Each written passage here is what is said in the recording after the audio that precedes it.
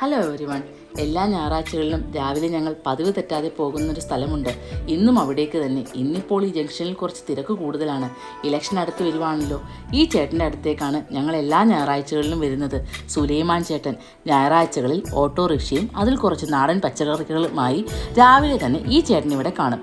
പച്ചക്കറികളെന്ന് വെച്ചാൽ കൊടപ്പൻ, പിണ്ടി, പച്ചയ്ക്ക, മത്തങ്ങ, കപ്പ, കുമ്പളങ്ങ, പിന്നെ സീസണലായി ചക്ക, ചീര എന്നിവയും കാണും. ഇതിപ്പോൾ ചേന, ചേമ്പ്, കാച്ചിൽ തുടങ്ങിയ കിഴങ്ങ് വർഗ്ഗങ്ങളുടെ സീസണാണല്ലോ.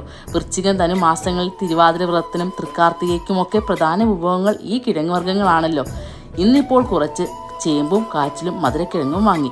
കുറച്ച് മുളക് ചമ്മന്തിയും ഉണ്ടാക്കി പുഴുങ്ങി കഴിക്കുന്നത് നമ്മൾ മലയാളികൾക്ക് മറക്കാത്ത രുചിയാണല്ലോ.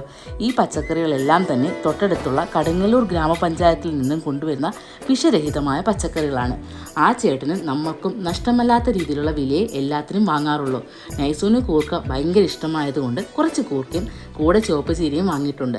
എത്രയും പെട്ടെന്ന് ഇനി വീട്ടിലേക്ക് ചെന്നിട്ട് വേണം ബാക്കി പണികൾ തുടങ്ങാൻ. എങ്കിൽ ശുഭം. വീണ്ടും കാണാം അടുത്ത വിശേഷങ്ങളുമായി.